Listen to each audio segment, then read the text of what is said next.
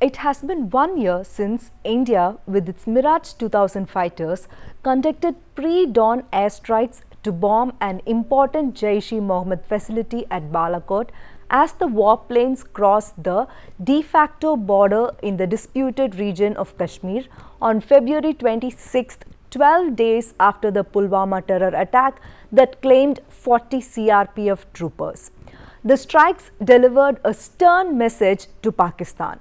The airstrikes against the JEM training camp at Balakot delivered a clear message from the Indian government that Pakistan's policy of perpetrating cross-border attacks on Indian soil will no longer be acceptable.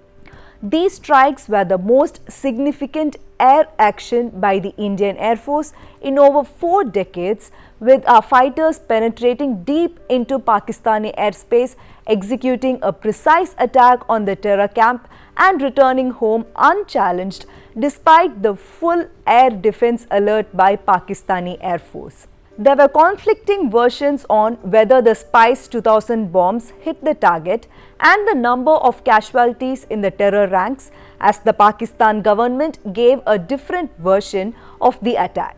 It said that the bombs were dropped on an uninhabited hilltop in Balakot just in order to keep up its pride.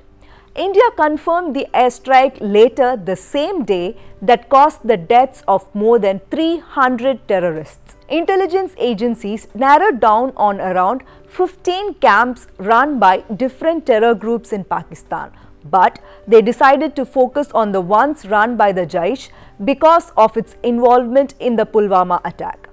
3 such main camps were identified: one in Bahawalpur in Pakistani Punjab, one in Sawai Nala near Muzaffarabad, which is in Pakistan-occupied Kashmir, and Balakot in the Khyber Pakhtunkhwa province. First and foremost, we should note that the Balakot strikes were planned and executed meticulously and professionally. Once the decision on the target was given, the Indian Air Force chose weapons to match the target with minimum collateral damage. The Spice 2000 bombs did just that by striking the building harboring terrorists. With these airstrikes, India conveyed its firm resolve, and Pakistan would surely need to factor in what we might do next if any misadventure is attempted on Indian soil. We should also note that this mission, which was named Operation Bandar, was very secretive. Hours before the Balakot strike, deep in the heart of Pakistan, Prime Minister Narendra Modi, who knew about this operation, did not say anyone that he had taken such a momentous decision. It would be the first time that India was conducting an airstrike in mainland Pakistan since 1971. It was a decision as far-fetching as overtly declaring India's nuclear capability like Indira Gandhi and Atal Bihari Vajpayee did with the nuclear tests in 1974 and 1998.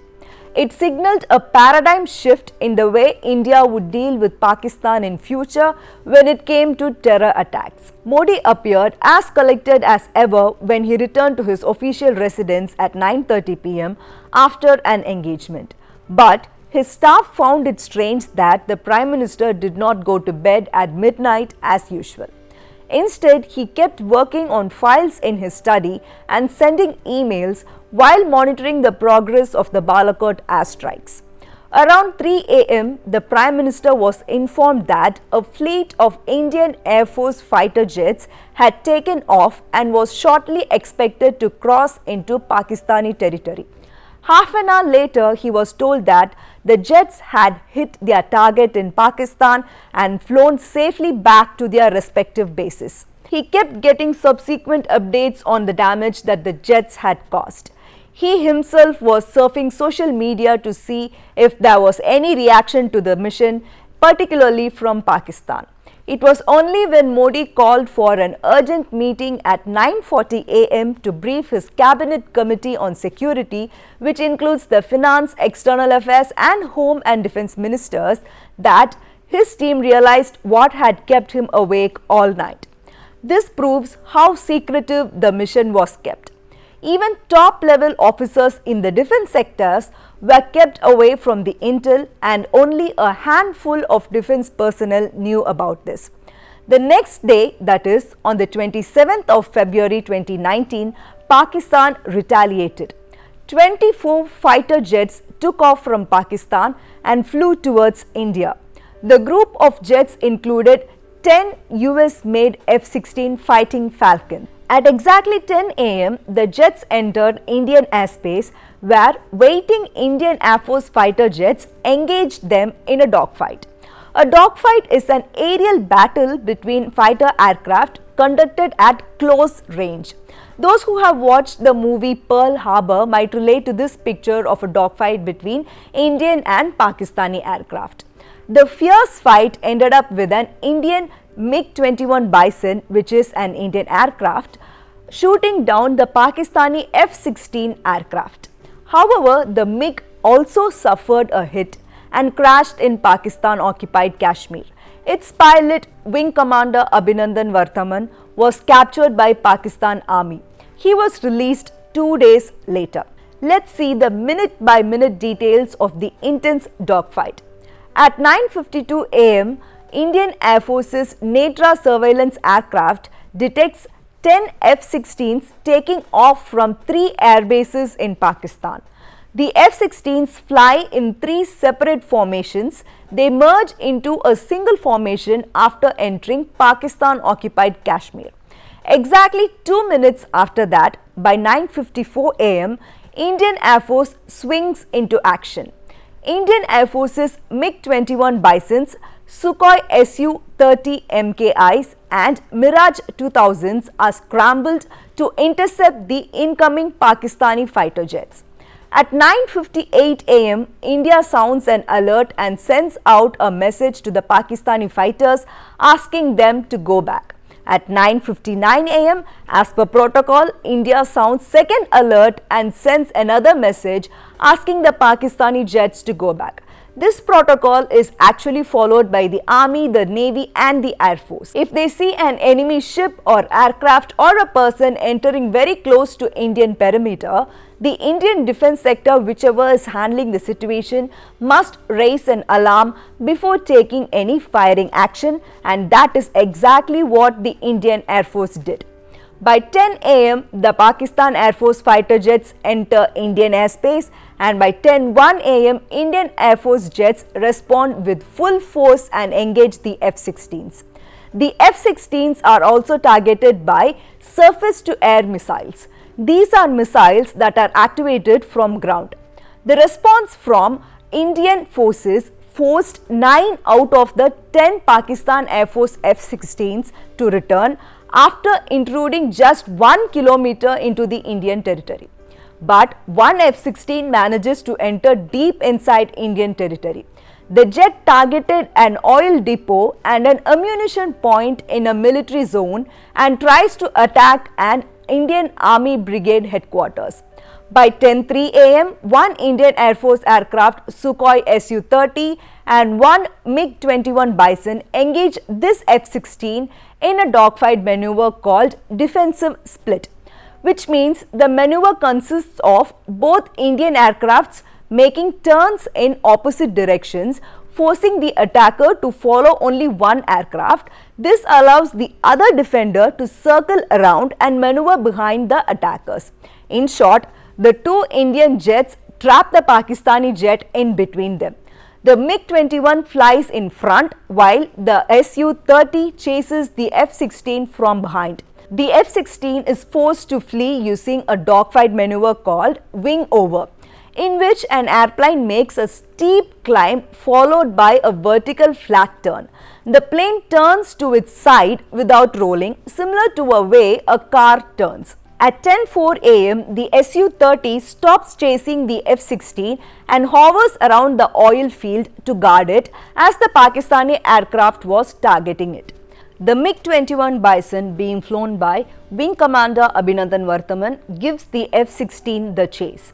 The F-16 is flying out of Indian territory and Wing Commander Abhinandan locks F-16 with an R-73 air-to-air missile, and by 10:08 am, Wing Commander Abhinandan fires his R-73 missile and successfully hits the F-16, bringing it down. Abhinandan performs a dangerous maneuver called high G barrel roll.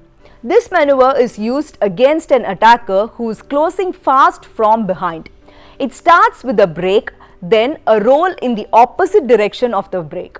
The fact that it is a high G maneuver means that quite a lot of speed is lost. Now, Abhinandan is in the range of Pakistani surface-to-air artillery and surface-to-air missiles. When one of the artillery hit the MiG-21, that is when Abhinandan ejected from his aircraft with a parachute and landed in Pakistani territory. His jet was shot down in what Islamabad called a retaliation to India conducting airstrikes in its territory. His capture was seen as a major setback for India. The government demanded his immediate release, and Indian social media was full of tweets about him and many calling him a hero and praying for his safe return. Pakistan's Information Ministry released and later deleted a video showing the pilot blindfolded with blood on his face. This made India furious and made the nation to summon Islamabad's Deputy High Commissioner and condemn the vulgar display of an injured personnel. In a later footage, Wing Commander Abhinandan was seen sipping tea from a cup without a blindfold. He appeared to have been cleaned up. He said his name, military position, and that he was from down south, but refused to share any other details when asked about his mission. In what appeared to be an edited statement ad on Pakistan TV, minutes before he was handed over, the wing commander praised the Pakistani army, adding that he saw potential for peace. He was returned to much jubilation 2 days later in what Pakistani Prime Minister Imran Khan described as a peace gesture. The Kargil conflict was the last time an Indian soldier was captured and held by Pakistani forces.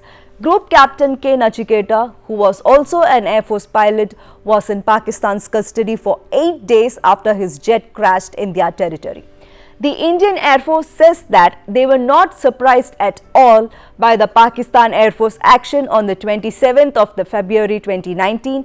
On contrary, the IAF responded swiftly to thwart Pakistan Air Force attempt to carry out a large attack with a massive force of over 30 aircraft. All air bases in the northern sector were active and combat air patrols were immediately vectored to push the hostile incoming fighters back into Pakistani airspace. Pakistani aircraft were not able to hit any target. Indian Air Force's young men and women took tough decisions both in the air and on ground and succeeded in their mission. This is in sharp contrast to what we saw on the Pakistani side a day prior, when our strike package went deep inside to deliver weapons and no Pakistan Air Force aircraft came anywhere close. Though the jaih-e-mohammed facility is back in action and Pakistan has not stopped helping in cross-border terror, the Indian defense sector is keeping a close watch on activities at all terror training camps supported by Pakistan, and appropriate strategies are in place to counter them. Stay tuned with us for more such informations. This is Nisha PS.